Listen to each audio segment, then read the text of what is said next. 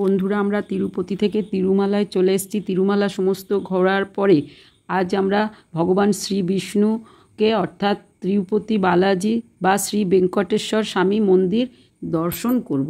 প্রথমে দেখুন, আমি একটু সবিস্তারে জানাই। ট্রেন থেকে তিরুপতিতে নামার পরে আমাদের ট্যাগেজ নিয়ে একদম বাইরের স্টেশনে বেরিয়ে চলে এসেছি। এক্সিলেটর সিঁড়ি থাকার জন্য আপনার লাগেজ বইবার কোনো সমস্যা হবে না, আপনি সহজেই বাইরে বেরিয়ে আসতে পারবেন। এখন বাইরে বেরোলেই আপনার এখান থেকে হেঁটে বেরিয়ে আসলেই দেখুন সোজা দেখতে পাবেন শ্রীনিবাসম ও বিষ্ণু নিবাসম, যেখানে নাম নথিভুক্ত করা যাবে। অক্টোবর মাসে যখন বেঙ্কটেশ্বর মহোৎসবটি হয় তখন কিন্তু কয়েক কোটি লোক হয়। তখন এই লাইনে এখন ফাঁকা দেখছেন, এইভাবে লাইন দিয়ে টিকিট কাটতে হয়, বিশাল ভিড় হয়। সিজনে এগুলো ফাঁকা। দেখুন কিভাবে লোক বসে রুমের জন্য অপেক্ষা করছে। 50 টাকা থেকে রুম পাবেন 1000 টাকার মধ্যে, তবে রুম বুকিং করতে হবে। 2 ঘন্টার বেশি সময় লাগতে পারে, একদিনের বেশি থাকতে পারবেন না। সেক্ষেত্রে আমরা 2 দিন থাকবো বলে অন্য জায়গায় রুম নিয়েছি। কিন্তু খাওয়ার ব্যবস্থা আছে, তবে দীর্ঘ সময় লাইনে অপেক্ষা করে না করে আমরা আলাদা পাশেই উল্টো দিকে আমাদের যে থাকার জন্য এসি রুম বুক করেছি। দেখুন এখানে প্রচুর অপেক্ষা করতে হবে, ঘর থাকে না।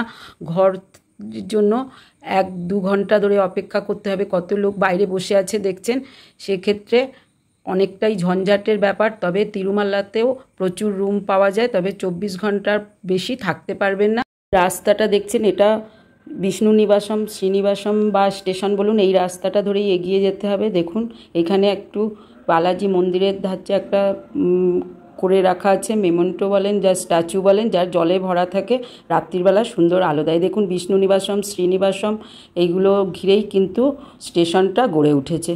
যাই হোক, এখান থেকে আমরা তো বেরিয়ে এলাম মেন রাস্তায়, আর এটা তো অপূর্ব সুন্দর, একদম স্টেশনের উপরেই অবস্থিত বললে হয়। হোটেলের মধ্যে প্রবেশ করে আমরা হোটেলের উপর থেকে দেখুন ভিডিওটা করেছি, বিষ্ণু নিবাসম দেখা যাচ্ছে। এবার রোড ধরে একদম সোজা স্টেশনের অপর দিকে হাঁটতে হাঁটতে এখানে পৌঁছেছি। প্রচুর খাবারের দোকান আছে, যা খুশি খেতে পারেন ন্যায্য মূল্যেই, তবে বিরিয়ানিটাই বেশ খেতে ভালো লাগে।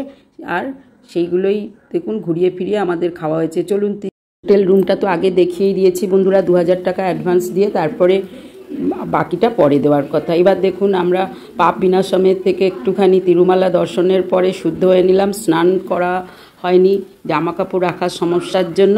এইবার আমরা রওনা দেব।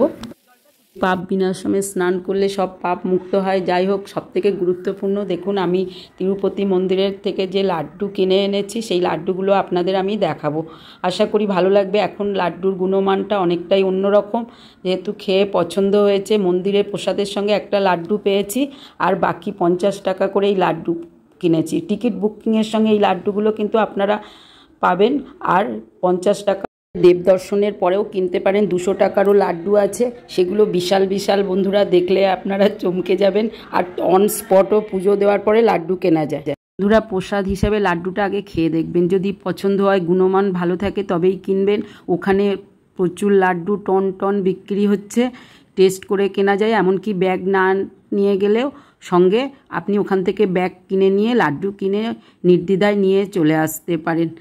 প্রসাদ হিসেবে পাওয়া লাড্ডুটা আমাদের খেয়ে ভালো লেগেছে, তারপরেই আমরা কিন্তু এই লাড্ডু কিনেছি। আবার বুক করার সময় দেবদর্শনে তখনও লাড্ডু বুক করতে পারেন। এই লাড্ডুটাই প্রসাদের। এখন 50 টাকা লাড্ডুগুলো এত বড় দেখতেই পাচ্ছেন। লাড্ডুর গুণমানটা দেখুন, কেনার পরে 2-4 দিন থাকবে, নষ্ট হওয়ার। যাই হোক, স্টেম গার্ডেন, শ্রীহরি পাদালু, পাপ বিনাশম, চক্রতীর্থম, আকাশগঙ্গা সবই দর্শন করে নিয়েছি। দেখুন শ্রীহরি পাদালুটা আরেকবার দেখে নিন। শ্রী বিষ্ণুর দর্শন, সবথেকে সপ্ত পাহাড়ের উপরে অবস্থিত, দারুণ, এখন কাঁচে ঘেরা, কীরকম বিশাল বড় একটি দেখুন ভাণ্ডার। এখানে অর্থ দেন, এই ভাণ্ডারের মধ্যে ফেলতে হবে। যাই হোক, সব দর্শন করে আমরা শ্রী বিষ্ণু দর্শনের জন্য এবার এগিয়ে চলব। বাসে করেও ঘুরে তিরুমালা দর্শন করা যায়, আমরা গাড়ি নিয়েছি তাই। এই বাসটাও কিন্তু আমাদের সঙ্গে সঙ্গে চলেছে। বাসটি আগে, আমরা তার পিছনে পিছনেই সমস্ত স্থানগুলো দর্শন করছি বাসের সঙ্গেই।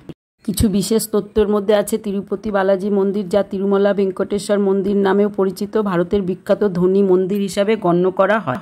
একটি বিশেষ রহস্যময় কিংবদন্তি বা বিশেষ ঘটনা, ভগবান ভেঙ্কটেশ্বরের মূর্তিতে বিন্দু বিন্দু ঘামের আবির্ভাব, যার কোনো লৌকিক ব্যাখ্যা নেই। আবার এখানকার অধিবাসীগণ বিশ্বাস করেন ভগবান ভেঙ্কটেশ্বরের চোখ থেকে এক শক্তিশালী আলো বিচ্ছুরিত হয়, যা ভক্তদের সরাসরি দর্শন করতে দেওয়া হয় না, কারণ সেটা সহ্য করা সম্ভব না। যেহেতু স্বামী ভেঙ্কটেশ্বর স্বামীর চোখ ঢাকা থাকে সর্বদা। আমরা কিন্তু অন্নপ্রাসাদম স্থানে পৌঁছে গেছি, গাড়ি নামিয়ে দিয়েছে। এইভাবে দেখুন হাঁটতে হাঁটতে সেন্টারের চারপাশে ঘুরে ঘুরে এগিয়ে চলেছি।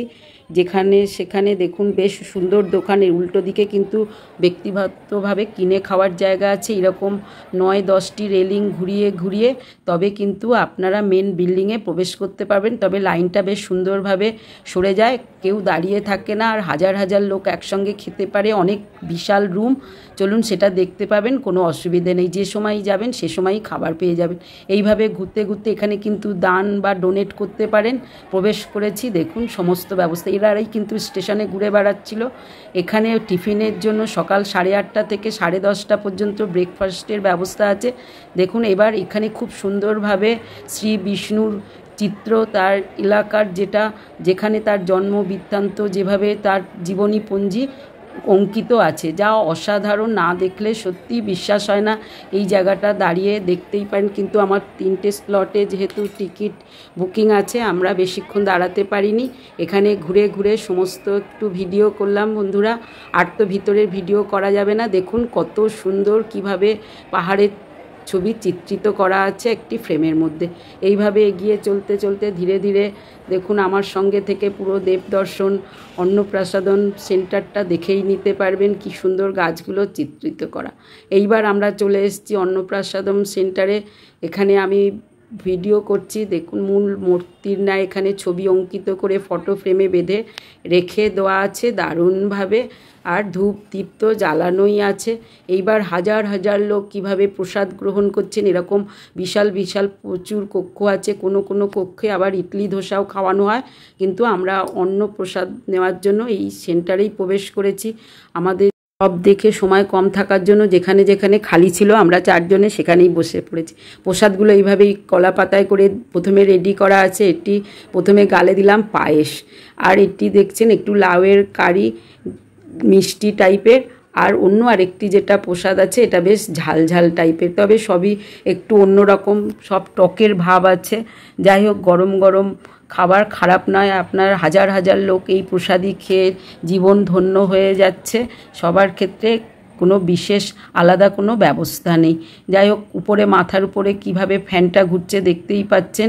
আর পরিবেশনের জন্য কত বড় রাইসের দেখুন গাড়ি আসছে, সবার পাতে দিয়ে দিচ্ছে। আপনি যতটা নেবেন ততটাই দিয়ে দেবে, কোনো ব্যাপার নেই। আর যত চাইবেন যতবার চাইবেন দিয়ে যাবে। এই যে ডালটা এখানে দিয়ে দিচ্ছে। আমি একা একাই ভিডিও করেছি, এই জন্য ভুল ত্রুটি হলে একটুখানি ক্ষমা করে দেবেন। আর কি বলবো বন্ধুরা, আর আমিও বিধ্বস্ত হয়ে পড়েছি। এরপরে তো দেবদর্শনের ব্যাপারই আছে। কোনো রকমে প্রসাদটা আমরা গ্রহণ করেছি একা একাই ভিডিও করতে করতে। এখন খেয়ে দেখি চলুন কেমন হয়েছে। যেহেতু আমরা এরকম ধরনের তো খাবার খাই না, টকের ভাব, তবে খারাপ না। আমার ছেলেদের পরে পছন্দ হয়নি খুব একটা, আমার খারাপ লাগেনি। গরমে টকের জিনিসটাই ওয়েদার অনুযায়ী সেইখানেরই সেই খাবার বিখ্যাত হয়ে থাকে। দেখুন চারপাশে সবাই তৃপ্তি করে একই খাবার খাচ্ছে। এই খাবারগুলো বারবার পরিবেশন করা হয়। আমরা এখানে কিন্তু বসে পড়েছি, আর চারপাশ থেকে দেখুন এই পরে খাবার দিতে আসছে মহিলারা। এনাদের কিন্তু আমরা বিষ্ণু নিবাসম শ্রীনিবাসমে অনেককে দেখেছি, এরা অল্টারনেটিভভাবে ডিউটি করে। এটি একটি দইয়ের শরবত জাতীয়ই হবে যথাসম্ভব। দেখুন পাতে দিয়ে যাচ্ছে, আমি অল্প করেই নিয়েছি টেস্ট করার জন্য। নিয়েছি টেস্ট করবার জন্য। ভালোই খেতে, টকটক যথাসম্ভব দইয়ের শরবত। সময় চটজলদি আহার শেষ করে এই রাস্তার সামনে দেখুন একটু এই মূর্তিগুলো, নানা রকম ফটো আমি একটু ভিডিও করে নিলাম। বন্ধুরা, এই মন্দিরগুলো সব জায়গায় আছে বিখ্যাত, কিন্তু সব কিছুর ভিডিও আপনি সব জায়গায় তুলতে পারবেন না। তাই ফ্রেমের আকারে বাবা বালাজির মূর্তির ছবিগুলো তুলে নিয়েছি, পায়েরও ছবিটা তুলে নিয়েছি। চলুন এরপরে আবার খাওয়ার পরে আমরা মেন রোডের কাছে এসে দাঁড়িয়েছি আমাদের গাড়ির জন্য। আর ফোন নাম্বার ছিল, সেই হিসাবে কন্ট্যাক্ট করে নিয়েছি। গাড়ি নিলে জিনিসপত্র রেখে ফোন টোন রেখে যেতে পারবেন। আর যেহেতু আমাদের আবার ফিরতে হবে, গাড়ির ড্রাইভার বললো আর কিছু অর্থ দিলেই কিন্তু উনি একেবারে আমাদের তিরুপতি পৌঁছে দেবেন দেবদর্শনের পরে। কারণ দেব দর্শন আমাদের 3টে স্লটে 2-3 ঘন্টা লাগলে আমাদের কিন্তু পৌঁছাতে রাত হয়ে যাবে। সেই জন্য কোনো রকম ঝামেলা, কোথায় গাড়ি পাবো না ভেবে আরও 1000 টাকা এক্সট্রায় আমরা রাজি হয়ে গেছি। আর গাড়িতেও যেহেতু মোবাইল টোবাইল রাখা যাবে, সেই জন্য আমরা গাড়িটাকেই সেফ বলে রেখে দেখুন এই স্থানটা দেখে নিন। আমরা ফেরার পথে এটা প্রথমে তুলেছি, এইখান দিয়ে প্রবেশ করা যায় একদম ভিতরে। সব প্রচুর এন্ট্রি আছে, যতগুলো গেট তার মধ্যে এটি একটা। এইভাবে ভেতরে প্রবেশ করতে পারবেন সবাই। কিছু দূর যাওয়ার পরে তবেই কিন্তু মোবাইল, ব্যাগ, আপনার সমস্ত কিছু দিতে পারবেন। যে স্থানে রাখবেন, যেখানে দেব দর্শন করে বেরোবেন, সেইখান থেকে লকারে আবার পৌঁছে যাবে, সেখান থেকে আপনাকে কালেক্ট করতে হবে। সেটাও অনেক সময় সাপেক্ষ ভেবে আমরা গাড়িটা নিয়েছি আর গাড়িতেই রেখেছি। যাই হোক, এইভাবে দেখুন কত বড় গেটের মধ্যে দিয়ে আর কিভাবে আলো জ্বলছে, এইভাবে সবাই যাচ্ছে। এটা কিন্তু ফ্রি দর্শনেরও লাইন, এখানে টোকেন ছাড়াই ভেতরে প্রবেশ করতে পারবেন। সেক্ষেত্রে একদিনও আপনার দর্শন করতে লাগতে পারবে। তবে ভেতরে খাওয়ার ব্যবস্থা আছে, জলের ব্যবস্থা আছে, আর বাথরুম বলুন, টয়লেট বলুন, সবই এত সুন্দর পরিষ্কার পরিচ্ছন্ন, কোনো অসুবিধে নেই। বসার ঘরগুলোও বিশাল বড় বড়, আর পাখা চলছে, আপনার ক্লান্তিবোধ হবে না। এমনকি সেখানে বাবা বালাজি ভেঙ্কটেশ্বরের নানা রকম অনুষ্ঠান সবসময় প্রদর্শিত হতে থাকে বড় টিভি স্ক্রিনে, সুতরাং কোনো ক্লান্তিবোধ নেই। হাঁটতে হাঁটতে কিছু দূর চলে গেলেই হলো। এটি ফ্রি দর্শন, আর এইভাবে লাইনটা অনেক বেশি আর অনেকটা ঘুরে যেতে হয়, সেক্ষেত্রে অনেকটা সময় সাপেক্ষ। তবে ফ্রি দর্শন সবসময় করা যায়, টোকেন নিতে পারেন। বিষ্ণু নিবাসম, শ্রীনিবাসম থেকে সেভাবেও যাওয়া যায়, যারা যেভাবে পারবেন। আবার স্পেশাল দর্শন করতে পারেন, ভিআইপি দর্শন করতে পারেন, সব রকমই অ্যাভেলেবেল। তবে টিকিট আছে বলে 3টে স্লটে একটু আগে পরে গেলে যে দর্শন করতে পারবেন না বা প্রবেশ করতে পারবেন না, তার কিন্তু ব্যাপার নেই। আপনারা আগে গেলেও কিছুটা দর্শনের জন্য প্রবেশ করতে পারবেন। এইভাবে সমস্ত কিছু, এই গেটটা আপনাদের দেখিয়ে দিলাম। এখন রাতের বেলা বলে ফাঁকা আছে, কিন্তু দর্শনের যারা ভক্ত তাদের কোনো খামতি নেই। दर्श के जाने से टोकन भी नहीं लगेगा? टोकन नहीं लगेगा, लेकिन समय ज़्यादा लगेगा बस में। अच्छा, तो आपका जो भवन है उसमें तो रात में टोकन लेना पड़ता है ना? नहीं, इससे फ्री दर्शन टोकन मिलेगा। ओ थैंक यू। दीजिए इधर से फ्री, आप बोलिए। कुछ नहीं, यहाँ बिना टोकन के यहाँ से जा सकते हैं। আচ্ছা, দর্শনের পর আমরা বাইরে চলে এসেছি। 3 ঘন্টা 30 মিনিটের মতো সময় লেগেছে। ভগবান ভেঙ্কটেশ্বর মন্দিরের গর্ভগৃহে সর্বদা মাটির প্রদীপ প্রজ্বলিত থাকে দেখলাম। এই দেবতাকে শ্রদ্ধা ও ভক্তির প্রতীক মনে করা হয়। আমরা যে সময় দর্শন করেছি তারপরেই দেবতাকে স্বর্ণ সিংহাসনে করে সবাই ঘোরাতে নিয়ে বেরিয়ে পড়েছে। সুতরাং ওই সময় গেলে এক অপূর্ব দৃশ্য আপনারাও দেখতে পাবেন। সামনে পিছনে বিভিন্ন রকম বাদ্যযন্ত্র বাজিয়ে এক দারুণ সুন্দর পরিবেশ সৃষ্টি হয়েছে। তারা চুল দান করার স্থান, হুন্ডি দান করার স্থান সবই দেখতে পাবেন। মুখ্য মন্দিরটি 2.2 একর জায়গা নিয়ে অবস্থিত। Length 415 feet long, 263 fit wide, চওড়া।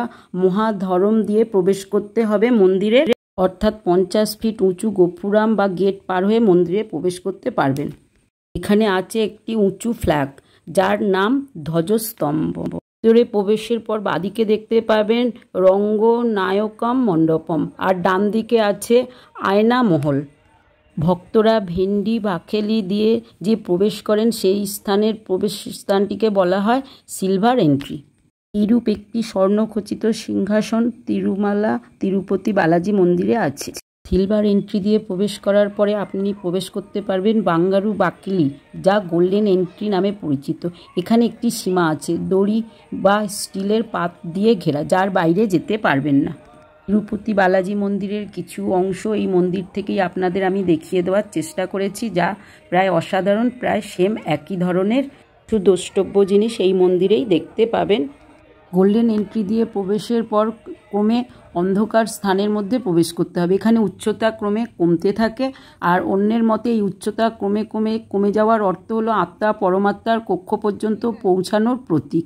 এই কারণে সবচেয়ে অন্ধকারের স্থান বা গর্ভগৃহকে বলা হয় ভগবানের নিবাস বা ভেঙ্কটেশ্বর স্বামী স্থানে বসবাস করে। আমরা কিন্তু এখান থেকেই 300 টাকার স্পেশাল দর্শনে প্রবেশ করেছি। দীর্ঘ লাইন, এই রাস্তাটা ড্রাইভার দেখাচ্ছেন, আর দেখুন কীরকমভাবে কত সুন্দরভাবে চারপাশ থেকে ঘেরা। যখন অকেশনের সময় তখন কিন্তু এই সমস্ত রাস্তায় লাইন চলে আসে, আর এইভাবে লাইন দিয়ে প্রবেশ করতে হয় মন্দিরের অন্দরমহলে। রাস্তায় যেতে চারপাশে যে সমস্ত বাড়িঘর দেখতে পাচ্ছেন সবই টিটিডির অন্তর্ভুক্ত। ড্রাইভারের কাছে সেরকমই শুনলাম, সবই ভাড়া পাওয়া যাবে কিন্তু 24 ঘন্টার জন্য। পায়ে হেঁটে যদি মন্দিরে প্রবেশ করতে চান সেক্ষেত্রে কিন্তু আলাদা একটি স্পেশাল রুট আছে। সমস্ত পায়ে চলার রাস্তা কিন্তু দেখুন ব্যারিকেড দিয়ে ঘেরা আছে। তথ্য বলেই ফেলি বন্ধুরা, বেঙ্কটেশ্বর স্বামী মন্দিরের উচ্চতা যখন কমে আসে, একদম ছোট হয়ে যায়, অর্থাৎ তখন বলা হয় ঈশ্বর ভগবান বা বেঙ্কটেশ্বর স্বামীকে প্রাকৃতিক তথ্য অর্থাৎ হাওয়া, রৌদ্র, বৃষ্টি, তুফান, ঝড়, বাদল থেকে সুরক্ষিত রাখার জন্য এরূপভাবে তৈরি করা হয়েছে যাতে সুপ্রিম এনার্জি এখানে বর্তমান থাকে। ভগবান যেহেতু স্থানে বসবাস করেন তাই কেবলমাত্র প্রধান পুরোহিতই এখানে প্রবেশ করতে পারেন, অন্যরা দূরে থাকেন। এগুলো সবই ড্রাইভারের থেকে শোনা। একটি তথ্য দিই, তিরুমালা যাওয়ার সময় আমরা কিন্তু যে রাস্তা দিয়ে গিয়েছি ফেরার রাস্তা কিন্তু অন্য। রাত্রির বেলা দেখুন কিভাবে গাড়িগুলো চলছে। টিটিডির আন্ডারে এই জায়গাগুলো কোনো জনবসতি নেই। রাত্রে এই জঙ্গল থেকে নানা রকম প্রাণী মাঝে মাঝে রাস্তায় চলে আসে। সেক্ষেত্রে সেই জন্য যারা পায়ে হেঁটে তীর্থ দর্শন করেন অর্থাৎ মন্দিরে প্রবেশ করেন বালাজির, সেক্ষেত্রে ওই রাস্তাগুলো ব্যারিকেড করে ঘেরা আছে বর্তমানে। যাই হোক, আমরা গাড়িতে করে চলতে আরম্ভ করেছি, বেশ দীর্ঘ পথ, আমরা খুবই ক্লান্ত। আমরা কিন্তু পরের দিন তিরুপতিটা পুরো ঘুরে দেখব, যেখানে বালাজি অর্থাৎ বেঙ্কটেশ্বর স্বামীর নানা আত্মীয় পরিজন আছেন, যেগুলো না দেখলে পুরো ভ্রমণ যাত্রাটা সম্পূর্ণ হবে না। সেই জন্য যখনই আসবেন 2 দিন হাতে সময় নিয়ে আসাই ভালো, অর্থাৎ 2 রাত্রি থাকলে 3 দিনে সমস্ত কিছুই ভালোভাবে দেখতে পারবেন। দেখুন শহরটা উপর থেকে কত সুন্দর দেখাচ্ছে, বর্ণময় আলোর ছটায় চারিদিকে ছড়িয়ে পড়েছে। ক্রমে আমরা ফিরে চলে আসছি আর বেশ সুন্দরভাবে আমাদের জার্নিটা সম্পূর্ণ হলো। আপনারা এরকমভাবে ঘুরলে কম অর্থে ভালোভাবে দেখতে পারবেন, দর্শনটাও খুবই সুন্দরভাবে হবে। তবে 3টে স্লটে হলে মন্দিরের অনেক দর্শনীয় প্রোগ্রাম অংশগ্রহণ করতে পারবেন। ভিতরে খুব ঠালাঠালি হয়, সেক্ষেত্রে একটু সাবধানে যাওয়াই ভালো। সারাদিন যা যা খেয়েছি বন্ধুরা দেখেছেন, ঘুরতে ফিরতে টুকটাক আর বেশ নারকোল অনেকটাই খাওয়া হয়েছে।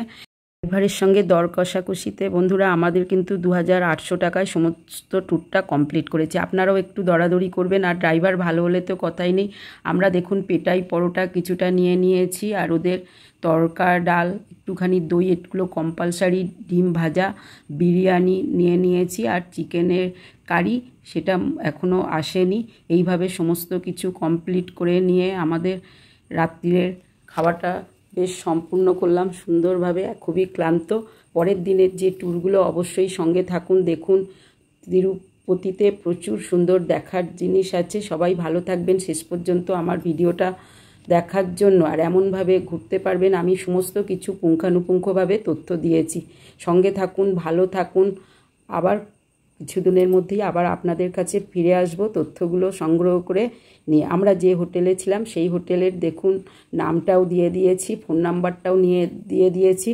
কিছু হয়তো চেঞ্জ হতে পারে, আপনারা সরাসরি কথা বলে বুকিং করে নিতে পারেন। এটা কিন্তু বিষ্ণু নিবাসম শ্রীনিবাসমের একদম কাছেই, দেখুন একদম এই রোডের উল্টো দিকে, আর সমস্ত গাড়িগুলো এখান থেকেই পেয়ে যাবেন।